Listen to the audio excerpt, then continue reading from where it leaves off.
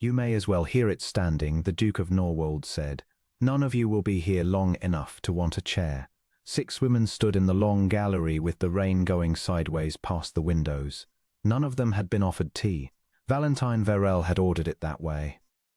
He held the folded newspaper open at arm's length, the advertisement ringed in ink by some clerk in Shrewsbury, and he read his own words back to them in a voice with no apology anywhere in it. A gentleman of title, in the county of Salop, seeks a wife, neither beauty nor fortune required. Applicants to present themselves at Norwold Hall. He lowered the paper. That is what the advertisement says. Here is what it does not say. The hall is mortgaged to the coping stones. The mills at Corve Row have stood dead 3 years. The river took 11 people out of the lower row on the night of the flood, and this county has laid every one of those 11 at my door. There is no season in town, and no carriage. Whoever marries me marries the debt and the name together, and the name is the heavier. A gasp went along the row like a draught along a corridor. Furthermore, my father's will requires me to marry before Lady Day, or the trust passes entire to my cousin. So you may take it that I want a wife the way a drowning man wants a plank. He set the paper down on the console table. £5 and your fare home to any woman who chooses to go today. Mr. Pym has it counted out. The door is behind you. It would be 5 months before the Duke of Norwold learned whose daughter stood in his gallery that morning with a patched hem, and the learning of it would cost him the last thing at Norwold he still owned outright, before a room full of the very people who had watched him price her. The first 2 went before he had finished speaking. The third, a rector's widow from Ludlow, said she would pray for him, which she plainly meant as an insult, and left. That made 5 gone in 2 days, counting the one who had turned her carriage at the lodge gates without coming up the drive at all. Miss Selina Marchmont stayed a little longer, because Miss Selina Marchmont had £30,000, and enjoyed the sensation of being the last to leave a room. She drew on her gloves with great deliberation and looked down the line at the one woman still standing at the end of it. Do they let sewing women answer advertisements now? She said. That hem has been turned twice. 3 times, the woman said. The second turn was badly done. I was 14. Selina laughed and looked to the Duke to laugh with her, and he did not laugh, but neither did he say anything, and he was aware of the difference and of how small the difference was. Then Selina's carriage was called, and the gallery had 1 woman in it. She was perhaps 24, brown-haired, in a plain grey stuff gown, with boots that had been blacked so hard they had given up shining. She was not looking at him.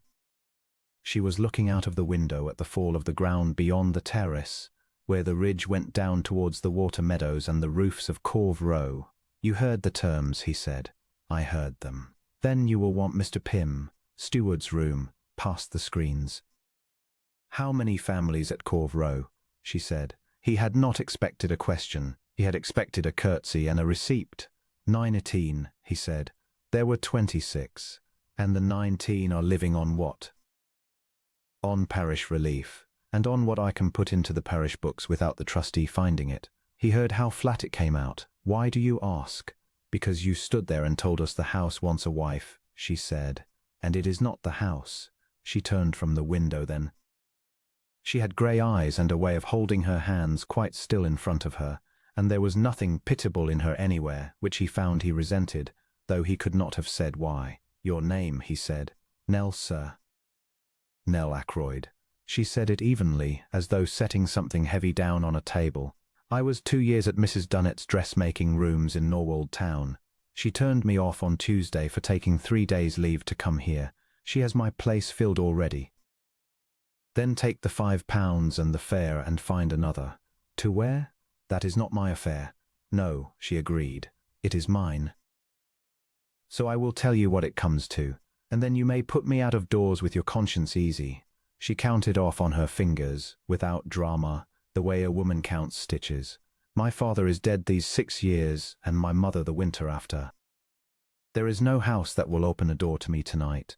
The Norwold coach goes down on Fridays, and this is Monday, and the fare you offer takes me to a town where I have no place and no character, because Mrs. Dunnet will not give me one. £5 is 11 weeks' lodging if I eat little. After that I am on the parish, and the parish here is Corve Row, and Corve Row cannot feed the 19 it has. The rain hit the windows. Somewhere below, the last carriage went down the drive, and the sound of it thinned out and was gone, and the house was as quiet as it had been for 3 years. You are asking to stay, he said. I am asking for the month's trial your advertisement offered and your speech forgot to mention. Board and a bed and no promises on either side. I can cut, fit and sew, keep a book of accounts, and read a hand worse than yours. Set me at something and turn me off at the month if I am no use. He looked past her down the gallery to the place where 6 women's boxes and bags had stood in a heap that morning. There was nothing there now. There had been nothing there to begin with. Where is your trunk? He said. I have no trunk, said Nell Ackroyd. There is nothing to send for. You may mend the linen, the Duke said on the second morning. There are 9 hampers of it. Mrs. Dunnett trained you, I take it, to mend. She did. Nell had her sleeves already turned back. I will have the linen done by Saturday. After that I should like the mill books. The mill books are a steward's business. Then let the steward watch me read them. Mr. Pym was 71, had kept the Norwold books through 3 dukes, and his hands shook enough now that his figures wandered up out of their columns. He set her a chair at the end of the long table in the steward's room, where the fire was laid small because coal was dear, and gave her the ledgers for the mills at Corve Row with the air of a man humouring the weather. The linen was done by Friday, not Saturday. 9 hampers of it, sheets turned sides to middle, a tablecloth of his grandmother's rescued from a moth hole the size of a crown piece with a darn he could not find when she showed him where it was. That is not mending, he said. That is conjuring. It is counting, she said. Everything is counting.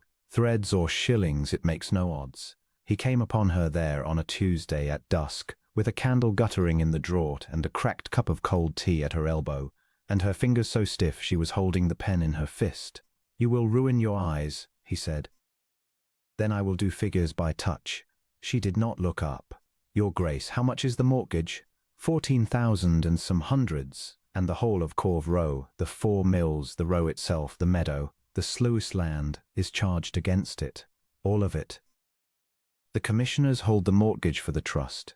If they call it in, they will sell Corve Row, and whoever buys will pull the row down for the stone, because the stone is worth more than the roofs are.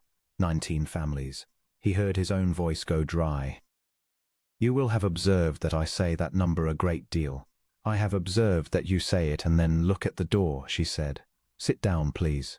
I want you to look at something and tell me I am a fool. Nobody had told the Duke of Norwold to sit down in 3 years. He sat. She turned the ledger round. Coal, she said. Norwold buys coal from the Wyke pits. The hall takes 60 tons a year, the home farm 20. And the mills at Corve Row take 160 tons a year, delivered quarterly, carriage paid. The mills are dead. The mills have been dead 3 years, and the coal has gone on being delivered 3 years, and the carriage has gone on being paid 3 years. She laid a second book beside the first, the Weybridge book from the lodge gate, greasy at the corners. Every load that comes onto this land is weighed at the gate and written here. There is no coal in this book for Corve Row. Not 1 load, not 1 ton. It is bought, it is billed, it is paid, and it never comes through the gate. £420, he said. 462 with the carriage, since Michaelmas 3 years back. She turned the page. And here is the part I would rather you saw sitting. Each order is countersigned by the agent for the estate. He did not need to look. He knew whose hand held the agent's pen in those years, and had held the ducal seal with it, and had been at Norwold that whole summer while Valentine was in London burying his father. My cousin, he said. Mr. Crispin Vale. I did not say so. You laid it under my hand and turned the page. That is saying so. He shut the ledger. You understand what you have done. He is the next heir under the will. If I do not marry by Lady Day, this becomes his, and I have just been shown that he has been eating it by the shovelful. Then perhaps, said Nell Ackroyd, you ought not to have sent all the wives away. He laughed. It came out of him like a stone out of a wall, and it startled them both, and afterwards he thought about the sound of it for some time. The following week he had Pym write to the Wyke pits, and the pits' answer came back in 9 days. 60 tons a quarter, collected at the Pithead by carts sent from Norwold, receipted by the agent, delivered where the agent directed. £462. It would not save Corve Row. It would carry the parish books to midsummer, and it was the first money to come towards Norwold instead of away from it since the flood, and Valentine put it into the parish account the same day. He rode down to tell her so and found her on the ridge above the water meadows, standing in the wind with her arms folded, looking down at the long grey roof of the sluice house where the leat came off the river. "Gate is still up," she said, when he reined in. 3 years and nobody has dropped that gate. There is nothing below it worth watering. There is the tail race. If the tail race silts, the wheels will not turn when you want them to turn, and you will want them to turn. She said it as flatly as she said everything. The step inside that door goes down, not up. Whoever mends it should be told, or he will go in on his face in the dark. Valentine looked at the sluice house. He had not been inside it since the year of the flood. Very few people ever had. "How do you know the step?" he said. She was quiet a moment too long. "Everyone in the county knows that house," she said, and turned for the hill. They did not. He rode home slowly, and could not think why a woman with no trunk should know the inside of a door. "Open them," the Duke said, "all of them," and the 2 housemaids went along the gallery folding back shutters that had not been folded back since the flood, so that by noon the room was full of a hard white February light and every worn place in it showed. "You will see the carpet is finished," Mrs. Dunnett's old apprentice observed, from the middle of it. "I will see the carpet is finished," Valentine agreed. "Get your cloak. We are going down to Corve Row." She had been at Norwold 5 weeks by then, which was a week longer than the trial she had asked for, and neither of them had mentioned the fact. He had stopped pretending he walked through the screen's passage by accident. He had begun, in a manner he did not examine, to save things up in his head to tell her. They went down on foot because the lane was too soft for the gig. 19 doors, and behind 11 of them a loom frame still standing because the frames had been too heavy to sell. In the bonded warehouse at the end of the row there were 400 bales of worsted yarn, watermarked along one edge, refused by the merchant in the month of the flood and never moved since. Nell walked the stacks with her hand out, touching. "Spoiled 2 inches in and sound after," she said. "Your Grace, this is not rubbish. This is a year's work for every woman in this row, if they will take it in their kitchens on the hand frames. Plain cloth, nothing fine. Sell it to the wagon cloth trade at Ludlow, and it will not want a merchant's opinion of the watermark, because a wagon does not care. And the wheels? The wheels want £1,000 and a mortgage that is not being called in. The kitchens want thread candles and a carrier's cart on Thursdays." She turned round. £462 buys all 3 for a year. He gave her the £462. He did it in the warehouse out loud, with 2 of the Corve Row men listening, which was a thing he understood afterwards to have been the first public of his life that cost him nothing and bought him something. She did not thank him. That he was learning was simply not among her habits. What she did instead was stand still in the doorway of the warehouse with the river noise coming up from below, and say, "May I ask you a thing you will not like? You have asked 11. Who ordered the sluice gate raised the night of the flood?" "I did," said the Duke of Norwold. "You were in London. The whole county knows you were in London burying your father. The order went down to the sluice house at 9 in the evening on Norwold paper under the Norwold seal over my name, telling the keeper to raise the gate 2 feet and hold it. It said the leat was backing into the mill yards, which it was. It did not say the river was already over the meadow at Wyke Ford, which it was, and which nobody at this end knew. He heard his own voice level, the voice he used for this because he had used it for 3 years. The keeper would not do it. He sent the boy back up with a note refusing. A second order went down at 11, and he was told he would be turned off the place that night if he disobeyed it, and he raised the gate. And you were in London. And I was in London, and the seal was here, and the order was mine in every way the law recognizes. I have never said otherwise in a public room, and I do not intend to begin." He looked down at the grey roof by the water. 11 people came out of the lower row dead. The keeper was turned off in any case. He died within the year, and the county buried the whole business under my name, because mine was the name on the paper, and there is a kind of comfort in that for them. There is nothing to be gained by my complaining of it. What was he called? She said. The keeper. He found that he could not say it. He had not said it aloud in 3 years. It sat behind his teeth like a stone. A good man, he said. That is all I will say, standing in his weather. Nell Ackroyd looked at him for a long moment. Whatever was in her face, it was not softness. He had the strong impression of a person doing hard arithmetic and getting an answer she had not expected and did not yet trust. "Thank you," she said, "for the £462, and walked ahead of him up the lane.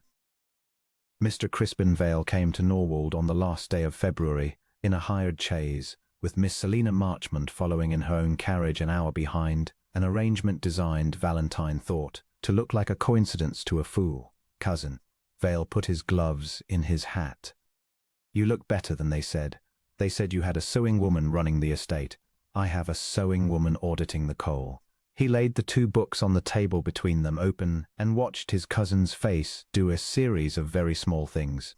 £462. "It is already spent, on yarn, thread and a carrier's cart." Valentine shut the book. "You may make it good to the parish account at your leisure." Vale laughed pleasantly and produced from his coat the thing he had come with, the trustee's letter, sealed, and a copy for the Duke to keep. "Read it standing," he said. "That is your own custom, I think." The commissioners had resolved to call in the Norwold mortgage. The whole of the Corve Row property, the 4 mills, the row, the meadow and the sluice land, would be offered at the Assembly Rooms in Norwold town, by public auction, on the 14th of April. "And Lady Day is the 25th of March," Vale said kindly, "on which day, unmarried, you cease to be the difficulty and become merely a relation." Or, he nodded at the window, where a carriage was coming up the drive. £30,000 is coming up your avenue, cousin. It clears the mortgage with 8,000 over. 6 weeks and 2 days, and after that no man alive can help you. "Hold it up to the window," Nell said, "and do not be polite about it." It was the 9th of March, and she had come up from the Row with a bolt of plain worsted under her arm, and the whole of Norwold's remaining household, 2 housemaids, a cook, Mr. Pym and a boot boy, stood in the gallery to see the Duke hold cloth to the light. "It is even," Valentine said. "It is better than even. Feel the selvage." He felt the selvage. It was tight and true, and it had been made on a kitchen frame by a woman whose husband had been taken out of the Lower Row dead, and it smelled of lamp oil and wool, and the sum of these things did something to his chest that he had no arrangement for. How much of it? 11 kitchens working. 60 yards a week and rising. The Ludlow wagon house will take 300 yards on trial at 14 pence. She permitted herself, at last, a very small smile. "That is not salvation, your grace. That is bread. But is bread they earn, and there is a difference, and they feel it." They went to Ludlow together on the Thursday cart, because there was no carriage, and came back at dusk with a written order for 300 yards and a second one, unexpected, for 200 more from a coach builder who wanted linings. It rained on them the last 3 miles. Her hands were blue on the cart rail. In the gallery that night, with the shutters open on the dark and 1 branch of candles lit, because candles were dear, he took those hands between his own without asking, to warm them, and she let him. And neither of them said anything at all for the length of time it takes a clock to think about striking. "You came here to be a duchess," he said, "and I have made you a clerk." "I came here because it's the only door in England that was open," she said. "And you have made me a nuisance with a ledger, which suits me better." Nell. It was the first time he had used it. He felt the shape of the word go out him, and could not call it back, and did not want to. "Your Grace," she said, and her voice had gone unsteady for the first time since the day she had stood in this room with 6 other women. "There is a thing I ought to have told you at the start, and it has got harder every week that I did not." The clock struck. The bell in the screen's passage went. Vale's chaise, come back 3 days early with the trustee in it, and the moment closed like a door in a draught, and Valentine Verrall told himself there would be another one. There was not. The dinner was on the 22nd of March. The trustee came, and Mr. Crispin Vale, and Miss Selina Marchmont in white satin with her mother's pearls, and the great table was laid for the first time in 3 years with plate that had been counted twice by a creditor's man. Valentine had spent 4 days doing sums that came out the same way whichever end he began them. £30,000 cleared the mortgage on the 26th. Nothing else cleared it by the 14th of April. 19 families. He made the announcement between the removes, standing. In the voice he kept public rooms. I am glad to tell my cousin and the trustee that Miss Marchmont has done me the honour of accepting me. We shall be married at Norwold Church on the 24th. And then she looked past him, down the room, to the doorway where a woman in grey stuff stood with a sample of plain worsted in her hands, waiting to be told whether the coach builder's linings should be woven at 11 pence or 12, because that was the sort of question the household brought to her now. And who, Selina said pleasantly, is that? Valentine heard himself answer. He heard every word of it, then and for a long while afterwards. She answered an advertisement, he said. The room laughed. Not cruelly, that was the worst part. It laughed comfortably the way a room laughs at a small tidy joke, and the laugh went down the table and past the candles and struck the woman in the doorway who did not move. Mr. Pym, he said, because he had begun and could not think how to stop, and because some coward's arithmetic in him had decided that to pay a debt in public was to do the honourable thing. Miss Ackroyd is owed the terms of the advertisement. £5 and her fare. See that she has it tonight. Pym, who was 71 and had kept the books through 3 dukes, went the colour of the tablecloth. But he was a servant, and the Duke of Norwold had said it in front of the trustee, and so he went out and came back with a purse and counted £5 into Nell Ackroyd's hand, there in the doorway, with the candles going and the plate shining and every face turned. How tidy, said Selina Marchmont. Nell looked at the coins. Then she looked up, and what was in her face was not tears and not fury. It was the expression of a woman reading a column of figures she has already added twice. Thank you, Mr. Pym, she said. Your Grace. 11 pence, then, for the linings. The 12th penny will not survive the carriage. She curtsied exactly as low as was proper and no lower. Good night to the company. She was gone before he was out of his chair, and there were 11 people between him and the door, and one of them was his betrothed. He did not sleep. At 2 he went down to the steward's room to find her, and it was dark. At 4 he told himself he would speak to her at first light, plainly, and unmake it somehow, and that she would understand what the 19 had cost him. At first light she had gone. There was no trunk to be missed, which was how nobody had heard her go. In the steward's room, the parish account book lay open under the cracked cup, with the £5 notes folded flat inside it, and a new entry written in a hand in a column that had never carried a credit before. Received of the Duke of Norwold £5 for the Thursday Harrier's cart at Corve Row, to Micah Elmer's next, paid in full. There will be no wedding on the 24th, Miss Marchmont's man of business said, and I would advise your Grace not to press it. He said it in the Norwold library on the morning of the 23rd, with Vale standing at the window arranging his cuff. The settlement could not be executed while a claim lay against the Corve Row property. No father would tie £30,000 to land that was going to public auction in 3 weeks. The marriage must wait upon the 14th of April. Lady Day fell 2 days later, wet and unremarkable. At noon the trust passed out of the Duke of Norwold's hands and into his cousin's, and Mr. Crispin Vale sent a very civil note asking whether the Hall's plate might be inventoried at his convenience. Valentine read it twice and thought. She was in the doorway with the cloth in her hands, and I said she answered an advertisement. She had taken a room over the chandler's shop in Norwold town, up an outside stair, with a window that would not shut and a bed and a hired frame. He learned it from the carrier, who learned it from everybody, because the Thursday cart still ran to Corve Row, and it ran, because Nell Ackroyd had paid for it to Mike Elmer's with £5 she had been given in front of a laughing table. She says the row must be sold apart from the mills, Pym reported. She says if it goes in one lot the buyer pulls the cottages for the stone, and if it goes in 2, the tenants may bid for their own roofs. There is talk of a petition.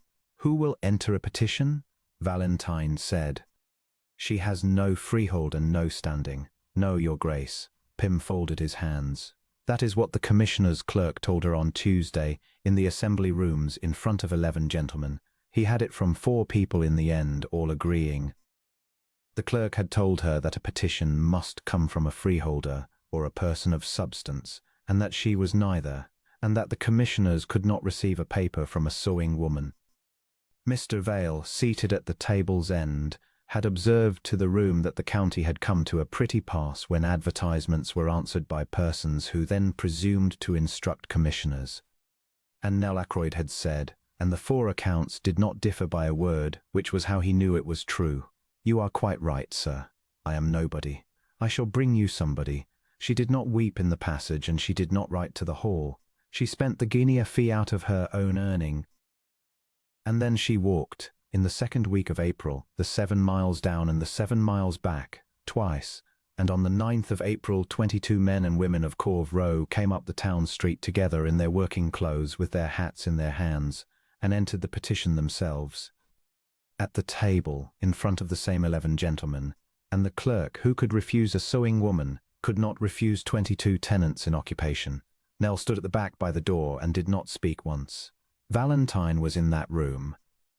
He had ridden in meaning to find her, and had come instead upon this, and he stood at the back with his hat in his hand like a man at the wrong funeral, and understood, with great clarity, that there was nothing whatever for him to do. She had not needed him at any point. She had needed a guinea, which she had earned, and 22 neighbours, which she had walked 28 miles to fetch. He went to the outside stair that evening. She came to the top of it with a candle and did not ask him in. "You should not be here," she said. "You are engaged to be married. The settlement is not signed. Then you are engaged to be married on the 15th of April. She held the candle steady. "Say what you have come to say, your grace, and go before you are seen." "I have come to say that I was a coward in my own dining room, and that I would give a great deal to have that hour again, and that there is a post here, a house, an income, if you will take it, in your own name, tied to nothing. No, Nell. I have not been paid by you since the 22nd of March, and I do not intend to be paid by you again," she said. "You do not owe me a house. You owe those 19 a fair sale and a straight tongue, and if you have neither to give them, you had better keep your money and your regrets in the same pocket." Her voice did not rise. That was the thing about her. It never rose. "Good night. There is a woman at the Row waiting on 11 pennyworth of thread, and I mean to be up at 6. The candle went in. The door shut. He stood in the yard of a chandler's shop in the rain for some minutes, and then rode home to a house that was no longer his. The commissioners sat again on the 11th to read the petition into the record before the sale. Valentine went and sat at the back again, and Vale sat at the front with his gloves in his hat. The clerk took up the paper and read it aloud in the flat voice of a man reading a list. "The humble petition of the tenants in occupation at Corve Row, in the parish of Norwold, entered this 9th day of April, and drawn by their hand, Nell Ackroyd, spinster of this town, daughter of Thomas Ackroyd, late keeper of the Norwold sluice, deceased." The room made no sound at all. Valentine Verrell sat quite still while the name he had not been able to say in 3 years went past him in a clerk's mouth, and at the front of the room his cousin Crispin turned round in his chair and looked at the back of it, and his face had gone the colour of paper. "Ask it," Nell said. "You have ridden 7 miles with it in your mouth. Ask. You came to Norwold because of your father. I came to look at the man whose name was on the paper that drowned 11 of my neighbours, and turned my father off his place at midnight in the rain." She said it without heat, which was worse. "I answered your advertisement because it was the only way a woman of my sort could get into your gallery. I meant to stay one night. I meant to see your face when somebody said the word sluice, and then take your £5 and go. And you stayed 5 months. I stayed because you stood in the wind above his house and called him a good man and could not say his name. A man who had ordered that gate raised would have said it easily, your grace. Guilt says a name like a debt it has settled. Her hands were quite still. It was not you. I knew it in February, and I said nothing, 'cause I had nothing but a keeper's daughter's word, and you heard what that clerk thought a keeper's daughter's word was worth. You have had more than your word in your pocket since the day you came." She took it out and laid it on the frame between them. A keeper's day book, canvas-bound, swollen with damp, the pages gone the colour of weak tea. Stitched flat inside the backboard with grey thread were 2 folded papers. He kept both orders. A gatekeeper keeps everything. The 9 o'clock order, and the 11 o'clock one that turned him off if he refused it, and his own entries for that night in the hours he wrote them. She turned the second paper to the candle. Alone it proves nothing.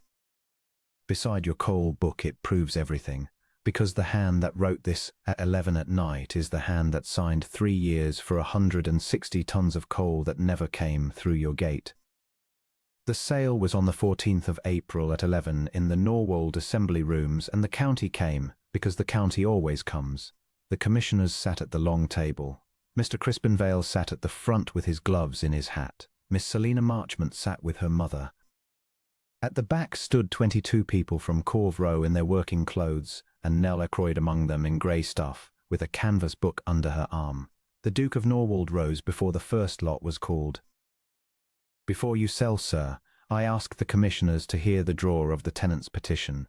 Your Grace, we have ruled upon that. The person is not of standing. Then let me first correct the record of this county, since I have had the making of it. He did not raise his voice, and the room went quiet to hear him anyway.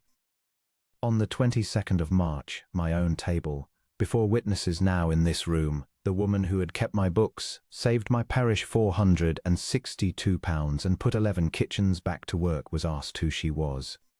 I answered that she had answered an advertisement and had £5 counted into her hand, while my guests laughed. That was the act of a coward, and I have no explanation of it I am willing to say out loud. Her name is Miss Nell Ackroyd. Her father was Thomas Ackroyd, who kept my sluice. Hear her, or hear nothing further from me today. The clerk who had told her that the commissioners could not receive a paper from a sewing woman took the paper from her hand and read it, and then read what she gave him after it. She spoke for 11 minutes. She did not embellish and she did not weep. She read her father's entries in the hours he had written them, the leet at 9, the refusal sent up at 1:30, the second order at 11, the gate raised at 20 past under threat of dismissal, the water over the lower row by midnight. She laid that second order beside the coal orders of 3 successive Michaelmases, and invited the commissioners to compare the hands, which they did at the window for a long time, passing the papers along the table like men handling something hot. "Cousin," Mr. Vale said, rising, "this is a shabby—" "Sit down," said the chairman. He did not sit down. He went out by the side door, and by Whitsun he was out of England. The trustees' council moved to set aside a deed obtained by a man's own fraud, and got it, though that took a year and was only paper. Nobody in the assembly rooms that morning cared about paper. They sold Corve Row in 2 lots, as the petition had asked. The Duke of Norwold bought the cottages for £4,100, every farthing he had raised in 9 days upon the last things at Norwold that were his own outright, the Verrell plate his mother's sapphires, and 4 hunters sold at Ludlow to a man who knew exactly why they were selling. He conveyed the 19 roofs to the 19 families that same week at £1 a year, and did it at the table with the county watching, and found he did not mind in the least. Miss Selina Marchmont released him on the steps outside briskly, and with more grace than he had expected. "I would rather be refused," she said, "than be a mortgage payment. Send me a yard of that wagon cloth. My father's coachman wants linings, and I find I wish to annoy him." Then the steps were empty but for a woman in grey stuff with a canvas book under her arm. "I have nothing left to offer you," Valentine said. "No plate, no sapphires. A mortgage, 19 roofs I have just given away, and a name this county has spent 3 years spitting. You have a tail race that wants dredging. Nell, say it properly. You had 5 months' practice at saying things badly. Marry me," said the Duke of Norwold, hat in hand in the rain outside a chandler's shop. "Not by advertisement, not on trial. There are no terms." "There is one," she said. 11 names go on a tablet at the row, and a 12th beneath them, and it says what he did. It shall say what he did, and what his daughter did after. They were married at Norwold Church in June, and the wheels at Corve Row turned again in the September following, and the tablet went up by the warehouse door with 12 names upon it, the last reading, "Thomas Ackroyd, keeper, who refused the order." The hall stayed poor a long while and did not appear to mind. The gallery shutters were folded back every morning. The carpet remained finished, the Thursday cart ran. Of an evening the Duchess of Norwold could generally be found at the end of the long table in the steward's room with a cracked cup at her elbow and the mill books open, her husband opposite her with the coal accounts, the two of them counting, threads or shillings, it made no odds. While the rain went sideways past the windows of a house that had no wish whatever to be quiet.